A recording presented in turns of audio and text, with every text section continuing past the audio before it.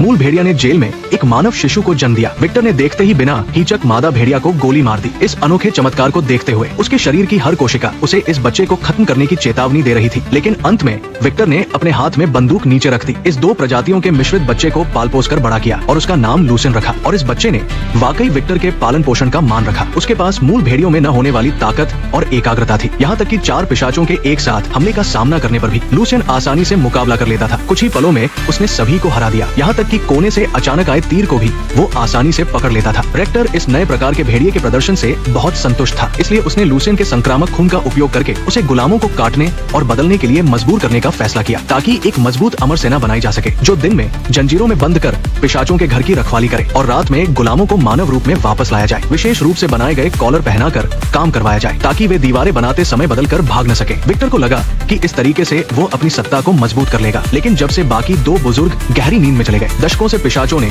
भेड़ियों के पूर्वज विलियम द्वारा छोड़ी गई संक्रामक बीमारी को खत्म नहीं किया। उसके काटे हुए लोग जो मूल भेड़िए बन गए, वे लगातार अपनी संख्या बढ़ा रहे थे, जो किले के अंदर और बाहर सभी के लिए खतरा थे। भले ही उन्होंने गश्त बढ़ा दी हो, लेकिन फिर भी इन भयानक राक्षसों का सामना करना पड़ता था। दोनों प्रजातियां जन्म से ही एक दूसरे की घोर दुश्मन थी, इसलिए मूल भेड़िए बिना किसी हिचक के टोही सैनिकों पर झपट पड़ते थे। सौभाग्य से घोड़े पर सवार योद्धा अनूप भी था। उसने तलवार निकालकर एक भेड़िए को मार गिराया, लेकिन इन कम बुद्धि वाले जीवों ने युद्ध रणनीति अपनाई। पहले ही चट्टान से कूदकर योद्धा का रास्ता रोक लिया। संकट के समय उसने अपनी तलवार से चांदी का तीर फेंका और तुरंत उसे मार गिराया। किले में लोहा पीट रहे लूसियन ने बाहर से पीछा करने की आवाज सुनी, तुरंत अपनी बनाई हुई धनुष लेकर दीवार पर चढ़ गया। इस समय योद्धा दरवाजे से बस एक कदम दूर था, लेकिन पीछे के मूल भेड़िए अभी भी उसका पीछा कर रहे थे। पिशाच सैनिकों ने लगातार लकड़ी के भाले चलाए ताकि राक्षस को पीछे हटाया जा सके, लेकिन भेड़िए की गति इतनी तेज थी कि वे बार बार चूक गए। जीवन मृत्यु के क्षण में लूसियन ने धनुष निकाला और निशाना साधा। भेड़िए के उछलने के पल में उसने 2 को मार गिराया। लूसियन ने आखिरी भेड़िए को साफ सुथरे ढंग से खत्म कर दिया और योद्धा ने अपनी टोपी उतार दी, अपना असली चेहरा दिखाया। पता चला कि वो किले की मालिक की इकलौती बेटी सोनिया थी। अपनी बेटी को सुरक्षित देखकर विक्टर ने मुड़कर लूसियन से पूछा कि क्या अपने जैसे लोगों को मारने से उसका मन भारी होता है। किले के मालिक के वफादारी परीक्षण के सामने लूसियन ने जरा भी भावना नहीं दिखाई। ठंडे लहजे में कहा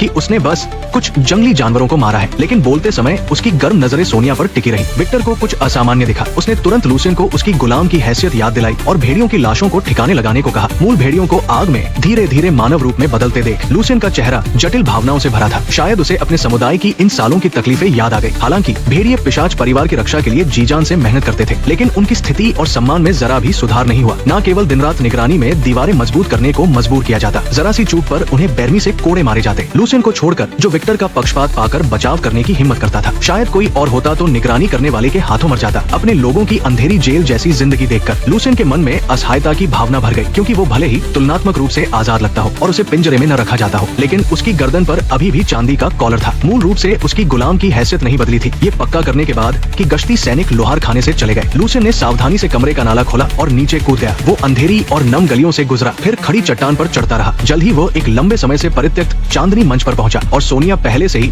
वहां उसका इंतजार कर रही थी। दरअसल दोनों बचपन से एक साथ बड़े हुए थे और चुपके से जीवन भर साथ रहने का वादा कर चुके थे। अब जब समय सही लग रहा था, लूसियन ने अपनी असली भावनाएं जाहिर की और पहले से तैयार की गई चाबी निकाली जो कॉलर खोलने के लिए थी। सोनिया को अपने साथ यहाँ से भागने के लिए मनाया, क्योंकि वो अब जानवरों की तरह बिना सम्मान के नहीं जीना चाहता था। लेकिन समय कम था। वे ठोस योजना बनाने से पहले ही अपने अपने कमरों में लौटने को मजबूर थे। हालांकि उनके बिछड़ने का दृश्य विक्टर के इतिहासकार थेलिस ने देख लिया, लेकिन उसने सीधे शिकायत नहीं की, बल्कि इसे अपने फायदे के लिए इस्तेमाल करने की योजना बनाई।